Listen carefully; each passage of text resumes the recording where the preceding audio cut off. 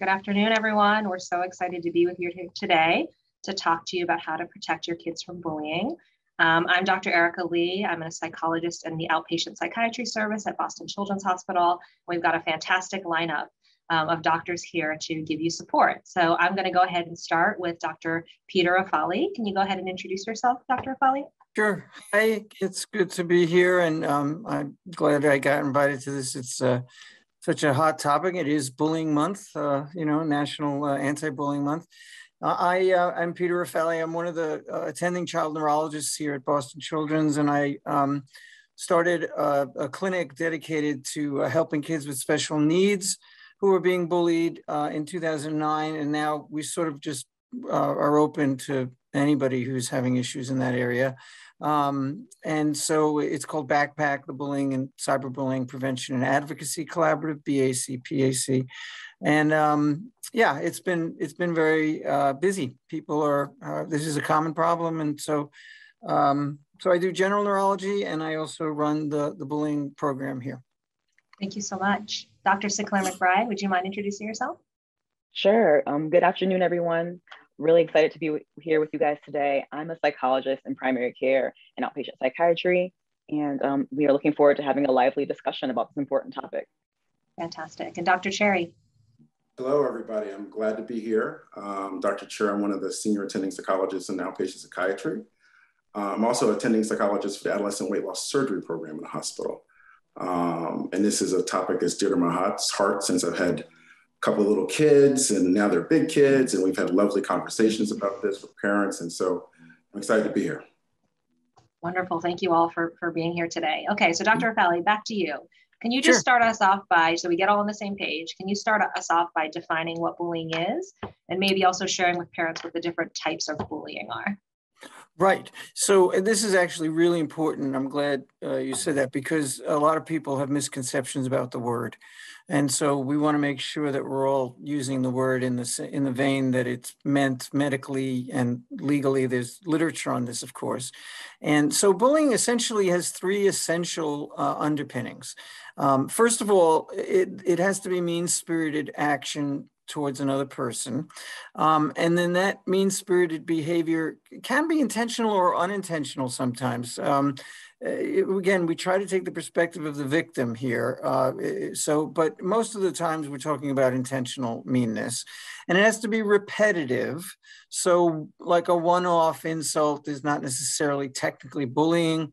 It's not nice, and it's unkind, and it might deserve somebody at school talking to that individual. But bullying is when it's repetitive over time from either a single kid or a group of kids. You know, the source is relatively consistent. It may vary from year to year, of course. So in fourth grade, maybe the kid was bullied by a certain group, and now in seventh grade, he's being bullied by a different group. But the idea is that it's repetitive and mean-spirited. And then finally, the last part, and this is a part where schools sometimes get hooked or stuck, is that there's a power imbalance of some type. And that could be that you're outnumbered. It could just simply be that the kids bullying are more popular in school. It could be that they're physically more intimidating. So there's lots of, it could be that the victim is, for example, kids on the spectrum have difficulties with self-advocacy skills and with self-esteem, and then they tend to have poor social graces, so they look a little awkward. They're easy targets for more, dominant, popular kids who unfortunately are mean. And so there's basically four essential categories that I review with patients. One is the verbal, which is the most common. It's the insults, it's the body shaming, the sexual orientation or gender related type comments. There are threats, you should die, things like that are very common. These are verbal things that are meant to cause emotional harm to the victim, upset the victim, increase anxiety, make them uncomfortable. I've had many where the child's family is insulted.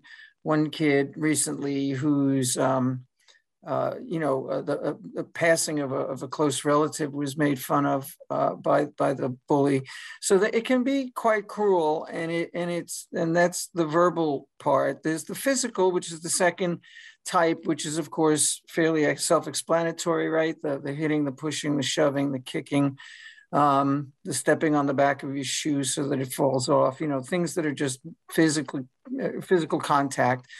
And then there's also, threats. I'm going to beat you up after school or something like that, or challenges to fight. We just saw that in the local public school district here in Massachusetts, where there was a huge fight club type culture going on. And we've seen it in that particular school, but we've seen it in other schools in Massachusetts in the bullying clinic too.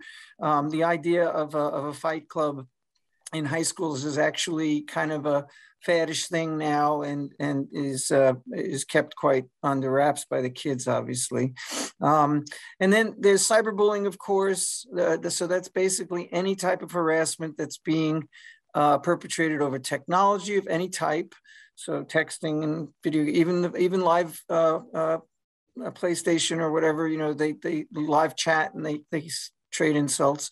But again, it should be something repetitive from the same source if it's true bullying. And then, of course, there's social, emotional, or what we call relational bullying, where they try to impair or destroy your relationships with others. So shunning from activities, exclusion from activities, you can't play, you can't sit at this table, that kind of stuff. And then rumor spreading is huge. And then in that group, sort of like in a gray zone between cyberbullying and rumor spreading and social attacks, is a pediatric identity theft, where the perpetrator will make, for example, a phony social network account in your name, put your picture, make it look as if it is indeed you, and then diss, everybody at school, or say something extremely inappropriate to get them in trouble. In the old days, they used to just write a note and sign your name to the bottom of it before technology. And now, of course, technology has made it even easier to impersonate people and to attack people. So those are the four basic types and the definition.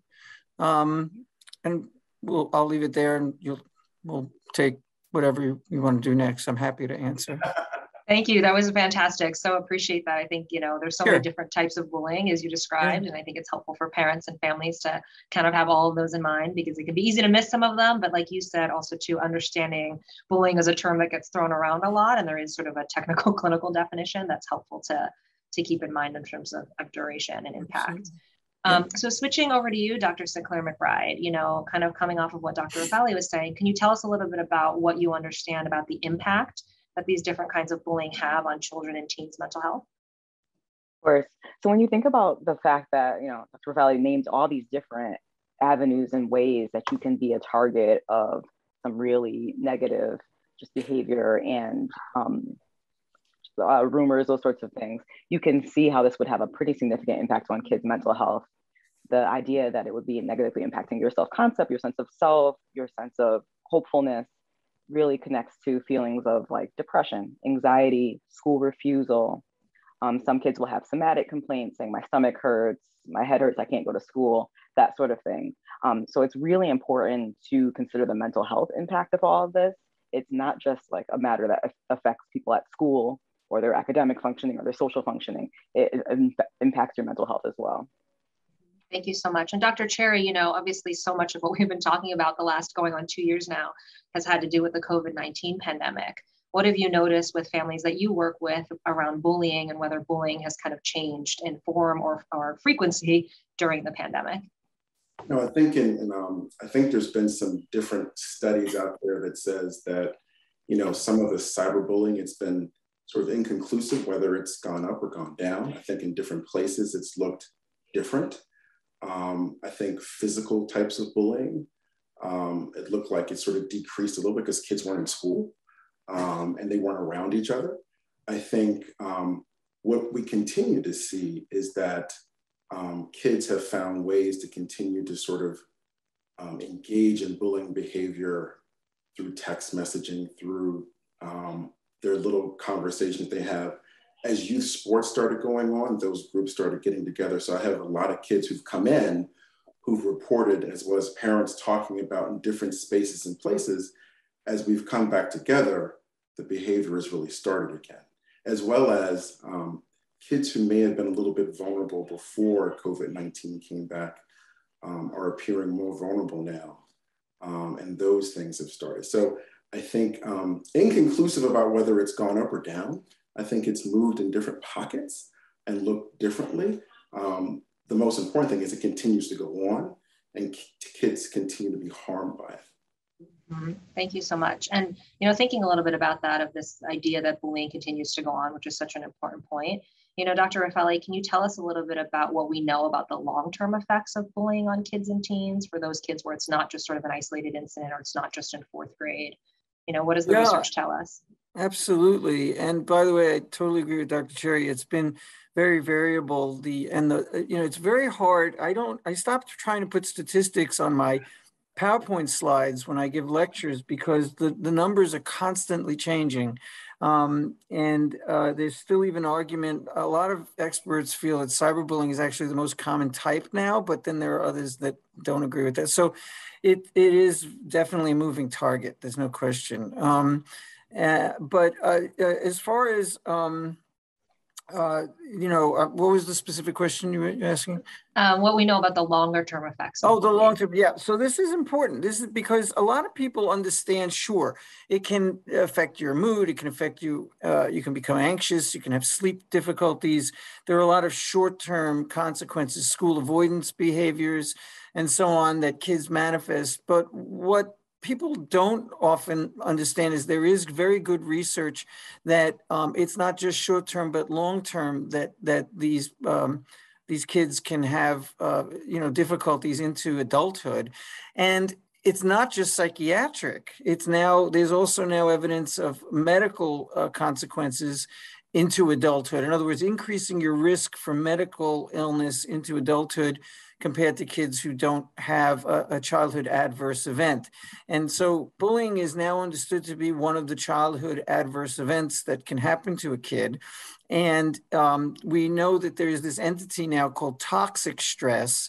Stress itself, if it's well supported by adults, peers, people that help you through it, can actually be a strengthening thing. You learn to cope when you're stressed and you have to work through a problem.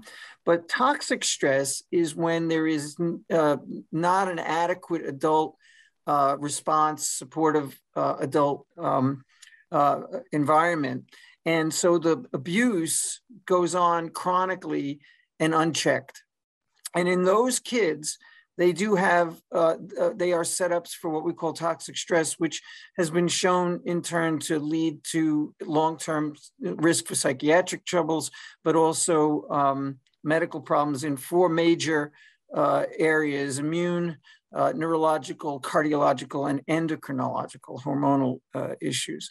So we know that having one of those illnesses into adulthood can be increased if you were a kid that was chronically bullied without appropriate intervention by the adults around you. And while mediation is fine if you have people on equal footing, mediation has been shown in bullying situations to actually be detrimental because of the power imbalance. It usually makes the situation worse. We don't recommend that you bring them together for a cup of coffee and a handshake. They should be met with separately, and frankly, separation strategies are the mainstay. But I'm getting ahead of myself into some interventions. But the point is that, it's a very serious issue now that we have literature that shows this, because it's definitely a public health problem, and it's definitely rampant in the population, even though the numbers that people quote are different. But the point is, we know it's frequent. It is now considered officially, both in the medical literature and the legal literature, bullying is considered an abuse behavior. So, it's now some surveys of the incidence of abuse in the United States are now including pediatric peer victimization in the statistics. So marital abuse, elder abuse, domestic child violence. We always gather these statistics about various types of abuse in the population. And now bullying, many of the authors are including bullying in children and teens as one of those types of abuse, subtypes of abuse. Thank you so much, Dr. Raffalli. And I am going to come back to you in a little bit around the intervention piece that you started to speak to. So that's fantastic. So let's just back up a little bit, right? So you, Dr. Sinclair-McBride, and Dr. Cherry have done a nice job of kind of describing some of the different mental health problems that kids and teens are often experiencing when they face bullying.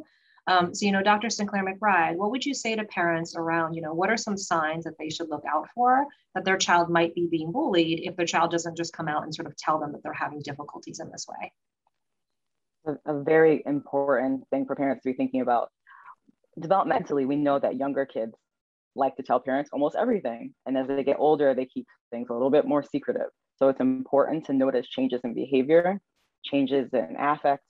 So if someone, if your kid is suddenly more withdrawn, more tearful, or more angry or irritable, kind of being avoidant about talking about school, talking about social things, not wanting to participate in these sorts of things, that might be a sign that you might need to kind of gently start asking some questions about how they're feeling and what might be going on. But it's important to know that there's a lot of shame around some of this stuff, and kids might not just come out and just say it. So it's really important to kind of figure out some gentle ways to approach. Yeah, I love that. And so, going off of that, Dr. Cherry, let's say that a parent has concerns that their child is being bullied. What are your recommendations for how do parents talk to kids about bullying and sort of, suss out some of this stuff like Dr. Sinclair-McBride is saying, if they're really not being forthcoming or if a parent has concerns? Yeah, I think those are great points. I think I would throw in there, if you notice any change in your kid in the way they've been generally doing, irrespective of developmental, you want to check in and see what's going on, right? So I always think about, the kiddo that loved to go to school all of a sudden doesn't want to go to school. The kid who was doing well academically who isn't doing well anymore. The kid who is starting to go to the nurse who doesn't even know where the nurse's office is, and noticing those changes. And there could be other things going on, but I think one of the things I do with parents is hopefully they've already have a really positive relationship with their child. And so that allows them to have some conversations about what's going on in the playground. How are the other kids treating everybody else in the playground? How are people doing? Are kids nice to each other? Are kids really engaging with each other? Or are kids just really kind of being nasty to each other? And that can sort of set the stage for you asking, not necessarily are you being bullied, because that doesn't always work all the time in terms of what Dr. Sinclair mentioned. It's like there's a lot of shaming involved, but is somebody bothering you or are kids bothering each other? And it may set the stage for them to be able to let you kind of know what's going on. And then the next thing I go is sort of making sure parents respond and not react to their child. And that means trying to understand and get their view about what's going on. One of the things that happens with kids who are victims of bullying, we don't listen. They don't feel like they're being heard by a lot of people. And we want to make sure parents are listening, finding out what's going on, making sure they're letting them know none of this is their fault. All right.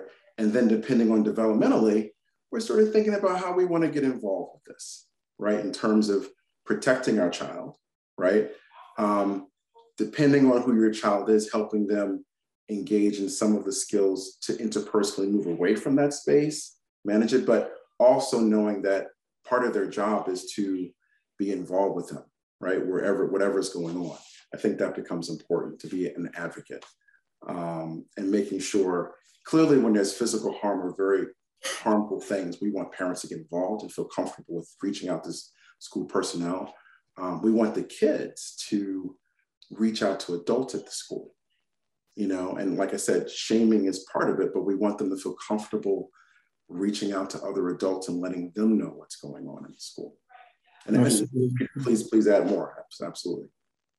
That's fantastic. And Dr. Raffalli, yes, would love to hear your additional suggestions. I don't think I could say it better than that. So I think that the most important thing, what Dr. Cherry was saying about how segueing into the conversation gently by simply asking what the social climate at the school is, just as if being curious as a parent You know, are people getting along there? Is it are people nice to each other? It's a nice, easy way of segueing into a tough conversation. And I totally agree. You don't have to use the word bullying, because again, that hooks kids sometimes. And so just, is anybody picking on you? You know, like if they say, yeah, there are some kids that are, you know, picking on, you say, was anybody picking on you? And then you've sort of like kind of broached that, you've crossed that river, you know, and you're on the other side now. You can start talking about your own, you know, your child and how they're feeling, what their experience is. So, I mean, yeah, the only other thing I'll say is about, again, it segues from what both Dr. Sinclair-McBride and Dr. Cherry said, which is, you know, getting involved in your kids. And I'll just mention that, you know, getting involved in their internet life from its inception is really important. If you try to tell your kid after they've received hateful messages that now you want to be able to friend them on Facebook or whatever it is, and be you know, be able to see their chats and so on, they're not going to want to do that, particularly if there's 15 already or something. You know, that door of opportunity is going to be closed. They're going to be too protective of their privacy. But if you start from a very young age, from the very first time you give them the privilege, and by the way, it's a privilege to be able to go on social networking, it should be stipulated that, okay, but mom, you know, has the password, and or dad or whatever, and then we're gonna, you know, we just want to be able to, you know, make sure that everybody's appropriate. And when they're very young and you do that, and again, how young is it reasonable to let people have social? I tend to feel that like 14 or so is maybe the earliest, but you know that that's not happening anymore. I mean, they're getting younger and younger, and because their friends get it younger, and then they want to compete, and some parents will just cave. But it can be, to quote Lou Reed, you know, take a walk on the wild side. The internet it's really quite, it's like walking in a bad neighborhood. You know, there might be some good things there, but there's going to be also a lot of danger. So it's important to, you know, get involved early with your kids' internet life. These are wonderful recommendations. So just one follow-up for you, Dr. Raffalli.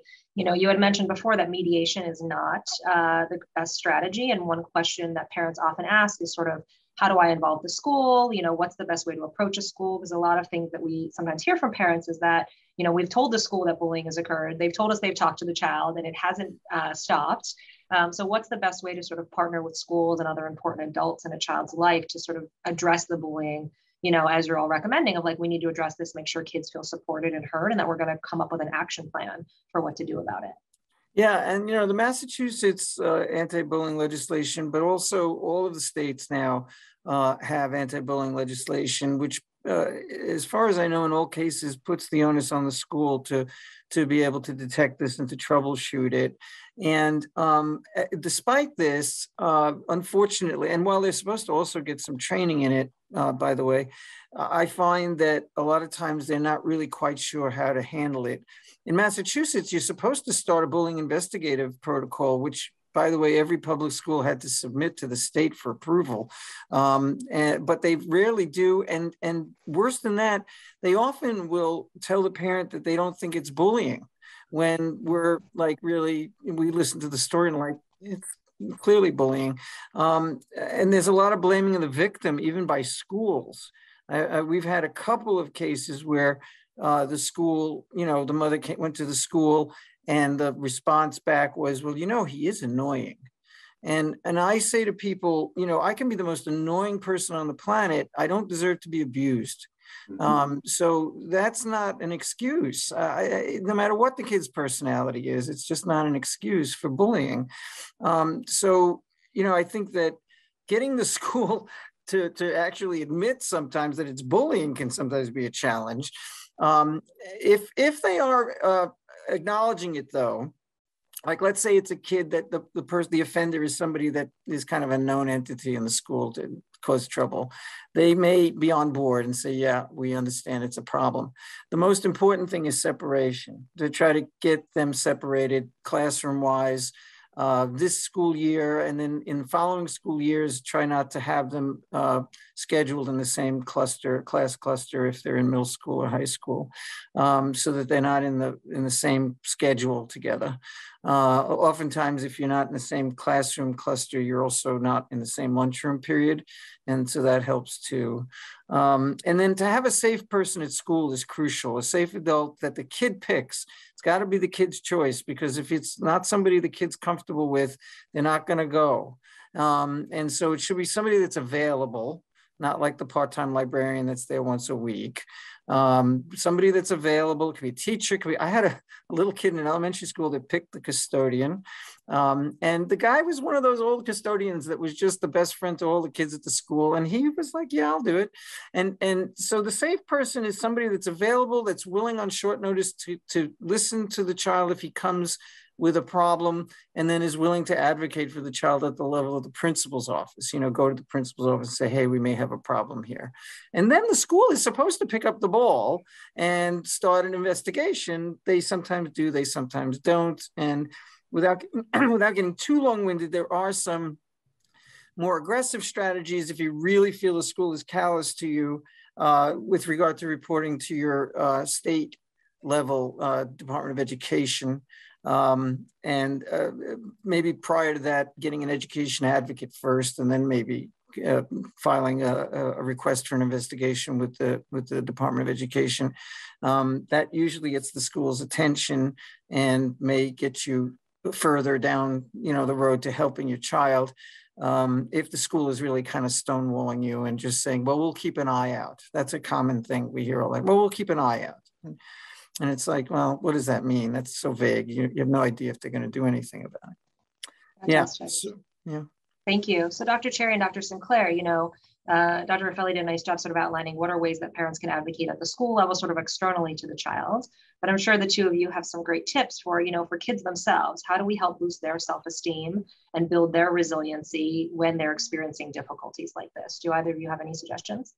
I have a few thoughts.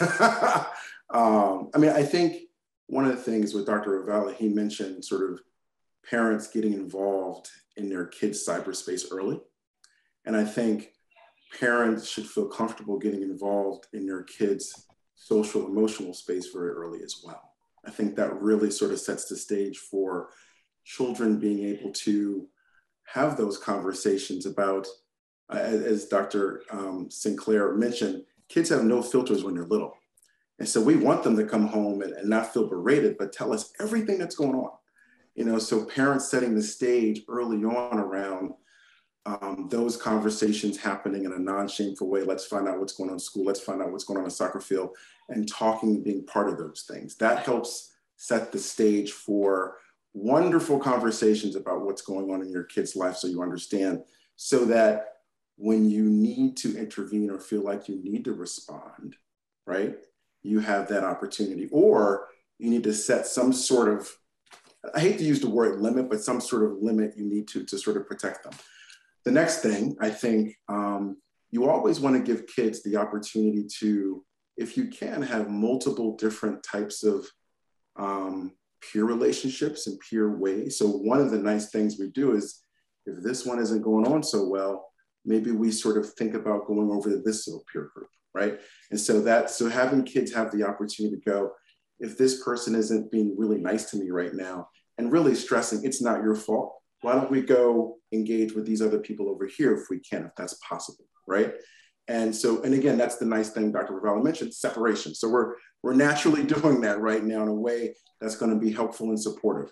I think continuing to speak to teachers that this is going on. So reaching out to trusted adults is important. And I think also giving kids language in ways to sort of deflate some of the behavior or the mean things that are said to them. But at the same time, making sure we're not blaming the victim. This is not, you did nothing wrong here. This is not your fault. This person is doing something very harmful and very mean. So making sure that's occurring as well. Dr. Sinclair, other wonderful thoughts you have there. Yeah, I feel like that's so important, right? The foundation of the relationship that you're building with your kid and the connection that they have with like a variety of peer groups as well as their teachers. I think just having areas to build confidence in, because the more confident you feel, the more positive self-esteem that you have, the easier it is to bounce back from setbacks and struggles and strife with different peer groups. So making sure that kids have some arena where they feel a sense of self-efficacy, like that feels their thing. They don't have to be the best at that thing, but something that like helps them feel like they have a positive outlet. That's huge, right? And then it also offers what Dr. Cherry was saying, having lots of different peer groups. You can have them within your school, you can have them in your activities, your neighborhood. People shouldn't feel like they're just trapped in one little bubble of socializing, because that's not really how the world works when you're an adult either. You can move and shift between different social worlds. And then I just think that kind of really making sure that you can help your kid develop a sense of self through those early conversations as they get older, right? That you care about them, they matter, and that you're going to help them with hard things that come their way. Yeah, this is wonderful. And I love that you're both also pointing to this idea that it's not, yes, there's probably a reaction in the moment of what do we do to immediately support you, but there are also ways over the long term that the relationships that kids and parents build can be really supportive, both of their identity, but also managing really difficult experiences like bullying. Okay, so we're going to switch gears a little bit. You gave them a lot of really great tips for what to do if your child is being bullied. And I want to ask a few questions. What happens if you're in a situation where you find out that your child is actually the one doing the bullying?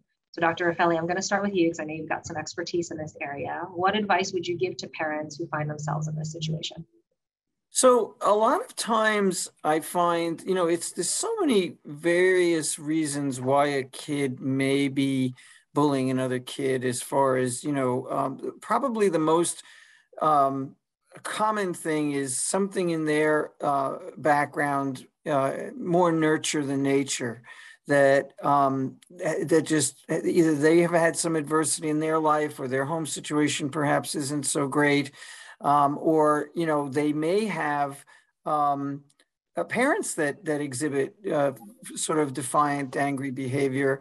So it may be something that they're mirroring. We just never know. And there are biological issues in personality, but let's face it, most of us start out as infants and pretty accepting of everybody around us, and our attitudes are formed mostly by the people we're close to, and so I think that you want to, of course, if you see that your kid tends to be a very dominating type of kid who needs to always be right, needs to always be first, needs to be on the top of the hill, attention seeking. Not all of those kids are going to be bullies, but they're little flags, because usually bullies are kids who feel a need to dominate and to assert themselves and to stay on the top of the heap. Sort of like that old game we used to play, King of the Hill, when we were kids. I know I'm showing my age.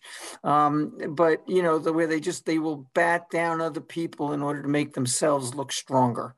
Even if you're not a threat to them, as far as your position in the hierarchy at school socially, just batting you down will show others that you are, dominating, and that you are to be feared. And so then you have the kids who are either with you or they're against you, kind of thing. And they build up the supportive group around them, either because those kids find what the kid's doing to the victim funny and they're all laughing together, or because they don't like the other kid either, and so they're happy to see something bad. So if you think your kid is a bad sport, has a hard time giving credit to other people when they win, if they tend to be very impulsive, like they tend to react, low frustration tolerance, just keep an eye on how they react with peers and how they interact with peers. And if you see signs like they're calling names and things like that, do try early, but it's always as early as possible, right, to intervene. And as Dr. Sinclair-McBride said before, really crucial, respond and don't react. It's like I was once told the story, if you get stopped by the cop and you're like this emotionally, the cop is going to just be, license and registration, please. License and registration, please. They're just going to keep it, because it's not going to help for them to also escalate. And you have to keep a sound, rational mind when you're trying to figure out what to tell your kid and what to do to help them. If your child has ADHD, but those kids tend to wear both hats. They get picked on because they can have behaviors that can, bring other kids to target them, annoying behaviors, so to speak. And that was the case with that kiddo I was talking before, is that, when the principal said, well, he is annoying. And so that we know that that's going to happen sometimes, but those kids also sometimes end up bullying others too. Sometimes they're actually being bullied by one kid or a bunch of kids, and then they're bullying a different kid or a group of kids. So they're impulsive. They have low frustration tolerance, the ADHD kids. And so and self-esteem can sometimes be low. And so they sometimes end up also perpetrating. So any sign that other parents are complaining, try not to get too defensive. Try to take it to heart. Is it possible that maybe he's being too aggressive? Because if you don't allow yourself that rational, like maybe I should just look into this a little more, rather than outwardly rejecting it. I say there's the helicopter parent, and then there's the attack helicopter parent who, anybody says anything about their kid, they're like, so just, you have to be patient, take a deep breath, and consider the possibility if somebody mentions that, your kid is teasing another kid. Thank you. Dr. Cherry, I think Dr. Raffalli made a really good point before, which is that often kids who bully are themselves struggling with their own challenges and maybe mental health concerns. If you were working with a child or a teen that was bullying others, who was having their own problems, how might you address that? What are some ways you might try to support that child? I think, one thing is we're talking about bullying, and bullying is a symptom usually of other things. There's other things going on. One of the things in my history is kids who tend to bully also have a really lack of empathy for a lot of things. Yep. And understanding a different perspective. And so really helping kids who are struggling with engaging in this kind of behavior is really teaching them how to have some empathy for someone else, and that could be as well as for differences, as well as for those type of situations. So really empathy building. Clearly, kids who are engaging in this behavior, there is also modeling that be going on, which we've talked about. So there's also different types of systemic interventions. I think also just really having an understanding that some behavior is just not right, and sort of thinking about the consequences of one's behavior towards somebody else. Because usually if they're in my office, something has occurred and has been brought to the attention of multiple people at this time. Right. And so we have a captive audience to sort of shift something. And, a lot of times kids who are engaging in bullying behavior do end up talking about struggles with peer relationships and not feeling great about those and feeling the need to control. So there's also the piece where we start to have them feel okay not to have control over everything, And so I think there's a number of different ways to go. But one of the first things I always find is empathy, and sort of trying to sort of develop that empathy with their peers and everybody else around them. Those are wonderful recommendations. I'm always learning new things from you, Dr. Cherry. And Dr. Sinclair, so to take that one step further, right? Because Dr. Raffalli also gave a great outline of sort of things that might be going wrong with parents, right? Or how parents might be feeling when they learn that their child might be bullying someone else. So how might you support parents who come to you in this situation? So they're in your office and they're saying, we found out that our child or teenager is bullying other kids, and this is really upsetting for us. How might you support them on the parenting side?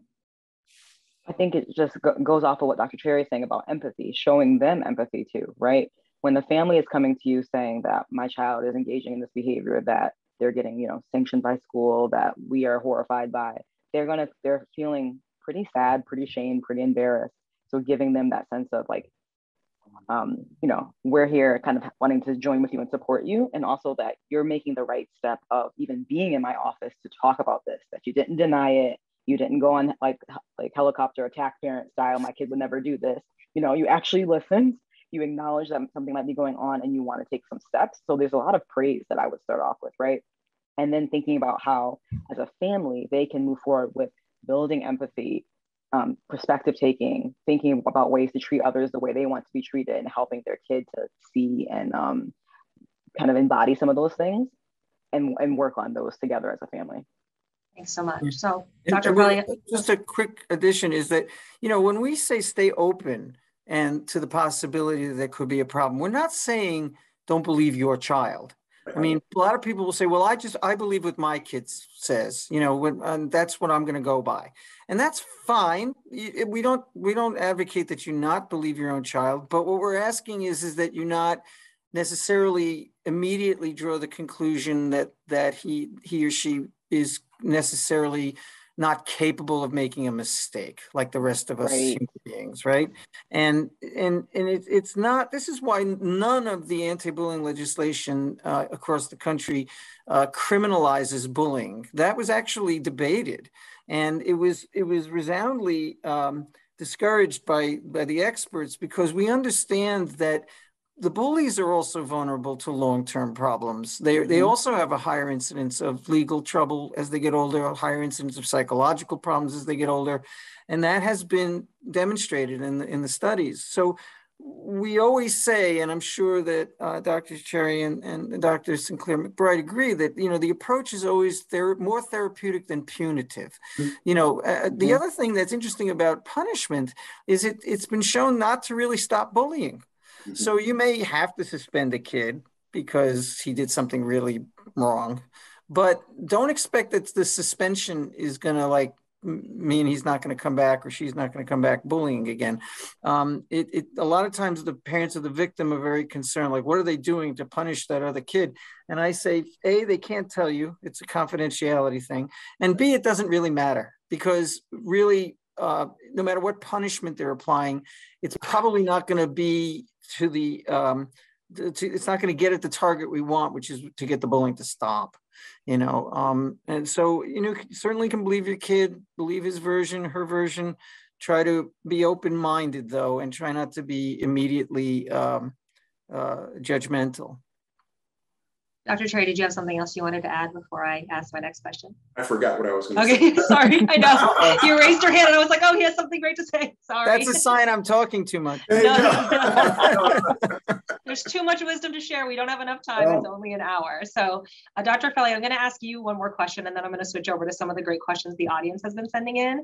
So just briefly, because you had mentioned your BACPAC clinic, and I wondered if you could just tell our audience a little bit, just to kind of wrap up this formal portion of our webinar, what kind of resources the BACPAC clinic offers, sort of just tell us a little bit about the services that you all. That's nice of you. Yeah, I mean, let me just say that it's meant to be connected to everybody, to all the other divisions of the hospital. So we have people in the psychiatry department, we have people in the GEMS clinic, the gender, clinic. We have people in dermatology, all of whom are on our journal list, and I share articles. Every time I see a new article, I share that with people on the list, and they also are resources for me. So for example, we don't do therapy in the BACPAC clinic. We provide validation for their concerns, and we listen to them oftentimes when nobody else has bothered. We schedule a 45-minute visit for bullying. That's longer than any of my neurological consults. And it's because these can be the dynamics of this socially can be so complicated that I want them to have time to be able to kind of, tell me what's going on. And then after we go through the validation and the support that, hey, this shouldn't be happening to you, it's not your fault.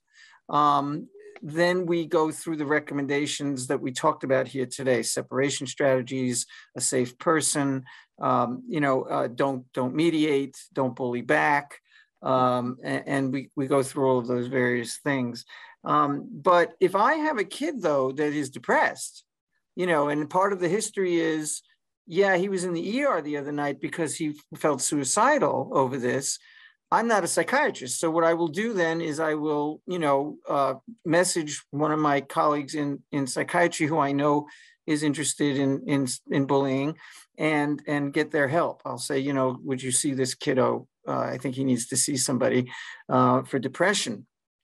Similarly, we've had kids bullied for psoriasis. right? Or vitiligo or whatever. And the derm people reached out to us and said, we got a lot of our kids are getting bullied. Severe acne kids, get bullied. So we see kids from across the hospital for various things. That's why I feel it's multidisciplinary. I see the kiddos, and then I provide the neurological developmental perspective and the bullying perspective. And we have an education resource person that sees the patients with me. She's my IEP Navy SEAL, as I call her. She knows the ins and outs of all the IEP and the education stuff, the laws and all that jazz. And she's fantastic. Her name is Amy Dugray. And she's on maternity leave now. Congratulations, Amy, if you know. And I hope she's not watching this right now. Yeah, right. She's probably, if she can, she's sleeping. Hopefully. So, thank you for asking. I'm very proud of it. I think that I'm passionate about it, and it's just something that naturally I just love to do, even though it can be a sad visit sometimes. Some of the things that these kids do can be cruel. I mean, we've had kids with cerebral palsy pushed off of bleachers. I mean, by falling to the ground. It's just unbelievable. I remember when I was asked to speak to the brain tumor support group about bullying and to help them, and I was like, there are kids bullying kids with brain tumors? It turns out, yeah. There are, because they come back to school, they try to reassimilate, they've lost their hair, their skin doesn't look quite right, they've been through chemo, radiation, and they get, believe it or not, they get bullied. You'd say that's pretty low, right? But it happens, So, so that's what we're there for, and I really am glad we started this. I had no idea when I started if it was going to take off or not, but it seems to be going pretty okay. Fantastic, thank you. I'm actually going to put the link just in the chat for everyone to the BACPAC clinic in case you want to learn more about it or you're interested for your own families and, seeking a consultation with Dr. Raffalli and his team. Okay, I'm going to switch gears. You've all answered some wonderful questions, but I want to make sure we get to some of the audience questions because parents and families have sent in some really fantastic ones. So the first one I'm going to ask actually perfectly dovetails. So that Dr. Raffalli was just talking about. One question a lot of parents asked was, what do I do if my child is being bullied about their health, right? So if they have a medical condition that makes them act or look different from other kids, right? And obviously here at Boston Children's, this is something we're unfortunately seeing quite frequently, as Dr. Raffalli was talking about. So Dr. Cherry, let's start with you. What might you recommend for families in that situation? So, I think in my pediatric psychology hat that I've had, one of the things we've always done with kids who are coping with chronic and acute medical stressors is really helping them, again, understand that people aren't being mean to you because of X. People are being mean-spirited because they're being mean right now. They're just not being very nice, right? To sort of separate that a little bit. The other piece we've done, there's not a lot we can do when someone has something they can't control medically. And so we try to give younger kids the language around how to talk about, if they want to, because part of that is around control, around what's going on with them, what happened, what occurred. And we've had some wonderful interventions with, on one level, kids just being able to tell their peers what happened. So, I have hemodialysis 3 times a week, and this is why this is here. And everybody keeps moving. To other interventions where kids have had the ability to go in front of classes and make group presentations about what's going on, because that normalizes everything and moves it out of sort of, this is not something that you should be making fun of. This is something that we're doing. And what I've been able to do is, what we're able to do is make, for this particular child, whatever this is going on, very small, right? Even though it's a big part of their life. The other piece, and we've talked about it, is making sure parents can advocate with teachers and other adults to sort of make sure the behavior Dr. Raffalli talked about does not occur. That's important. I've heard of those things too, and I'm just scratching my head going, wow. So we really need to sort of make sure there's a system and culture change in places where kids can feel respected around managing different health concerns they may have. Other thoughts, Keneisha, that you may have? I think that just is so well said. And I also am thinking about continuing to bring the concerns up a higher level and a higher level. I saw in the chat some parents what if the teacher dismisses me? Don't stop there. You know, like you have the right to advocate for your kids. There's a lot of resources that like Dr. Raffalli was talking about, but yeah, don't feel stuck. Hello. Don't feel stuck in that, you know, one person's not listening. Fantastic. Thank you. And then just to, you know, another question that a lot of parents are asking is, we've done a great job of talking just in our short amount of time about what to do if your child is being bullied at school, but what happens if they're dealing with bullying outside of the classroom, right? So it's at, you know, they're in their sports teams, they're in their activities out in the community. You know, Dr. Sinclair, what might you recommend in those situations?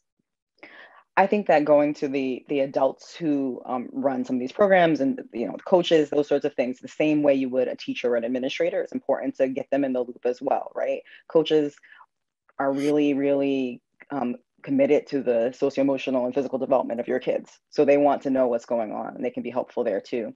And I think that when it comes to just like kind of in the community, those sorts of things, I think that, like, you know, families and communities can join together to have community norms, to figure out ways to handle certain things.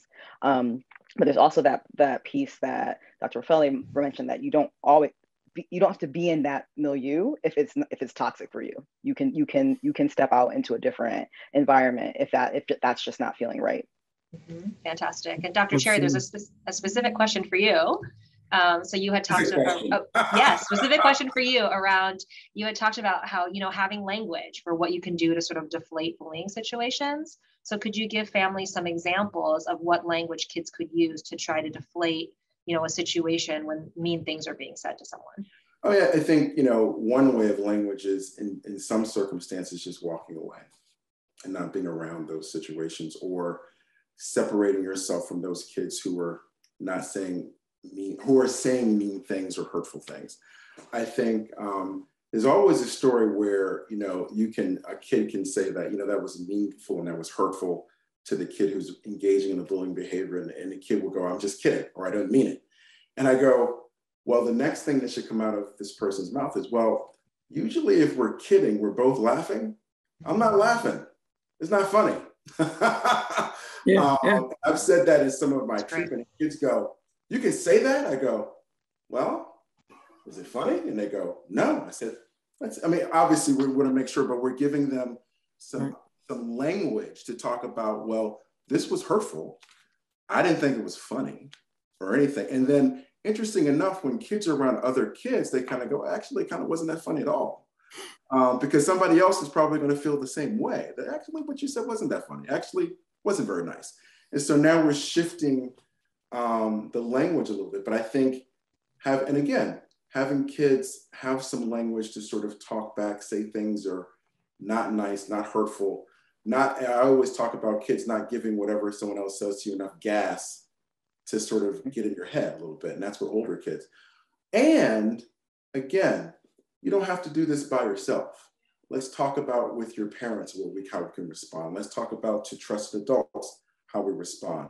Let's, if we can, move away from these kids and go to a different space if we can, right? And then if it really gets bad, we really need to have the whole system be involved.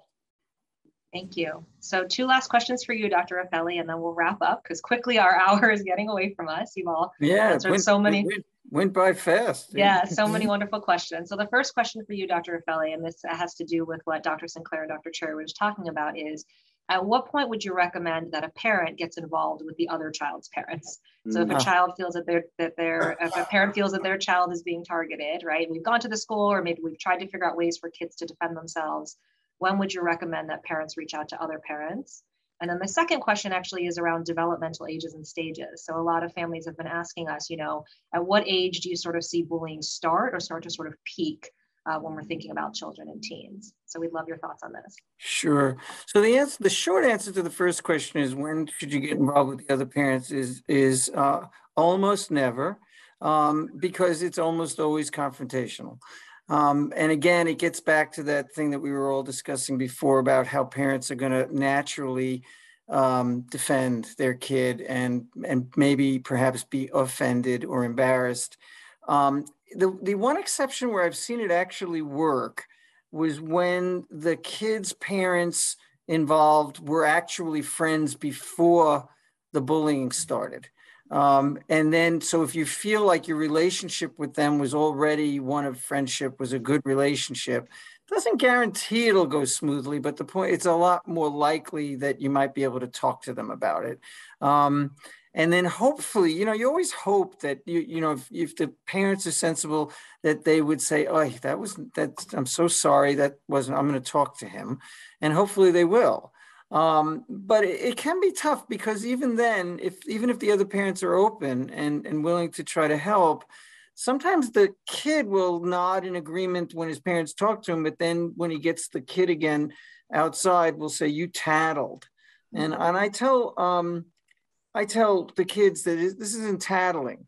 Like, if I go to the airport and they say, if you see something, say something, and I do, that's not tattling. That's protecting myself. It's protecting other people. So you're reporting something that shouldn't be happening. And you're not tattling is when you tell on somebody because you want to get them in trouble. You know, this is really more because you're feeling distressed and you want it to stop. And so it's not tattling. And the other thing is that the kids oftentimes, you know, I think that Dr. Cherry mentioned about, you know, saying that's not funny, or what we talked about before, why did you say that to me? You know, like, you know, why would you say that to me?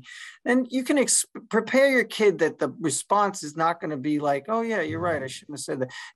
Just be prepared that the kid is going to come up with some wiseacre. I only use wiseacre because it's a webinar. We can't use anything strong. Wiseacre remark back at you.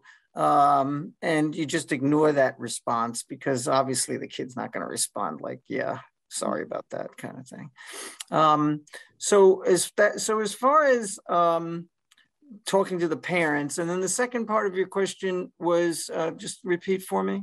Sure. At what age does bullying sort of seem to start, or do you notice that it peaks? Well, I mean, the HE double hockey stick territory is middle school. That's like the clear leader. But it can start very young. We used to say as early as grade 2 when I started getting into this about 15, 16 years ago. And then, you know, it's obvious that it's becoming younger and younger. And as I mentioned before, involvement with technology is becoming younger and younger. We tell people all the time, cell phones are not phones. Or smartphones are not phones. They're computers, and very few children use smartphones to make a phone call. They use it to text. They use it to socialize. They use it to get on the internet or YouTube. And so, you know, the reason I bring it up is that I think it's, you know, I can't tell you how many second graders I'm meeting with smartphones, and it's just, you know, it's changed dramatically over the years, and younger and younger and younger. So, so we do get in the early grade levels, certainly, but there's no question that the peak is in middle school, probably because of the hormonal shifts, but also because of the cliques and the, you know, they start to get very cliquey.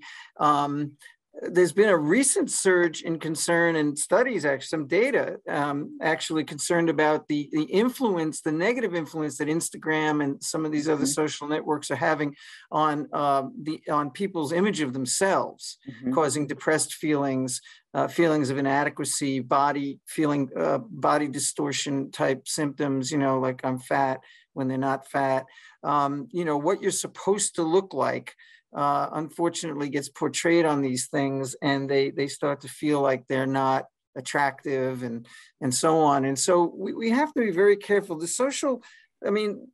Computers are wonderful. They do amazing things, but they also have a dark side, as we all know. I'm not telling you anything you don't know.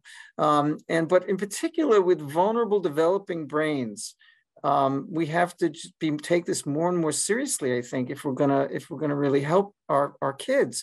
I'm hoping, like they had in the news yesterday, that Instagram is going to look more deeply at whether or not they are having a negative impact. I hope they do. I hope they do it in a constructive vein, and that they try to change the face of the product so that, you know, the kid's more friendly and it's not damaging kids' self-esteem.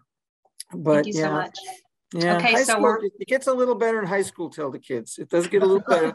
And then when you get to be an adult, it's the major stress is watching the 6 o'clock news. The bullying gets better when you're an adult. It still happens. There's workplace bullying. We all know that, but there's no question that as you get up into a more mature age group, that things do ease up a little bit.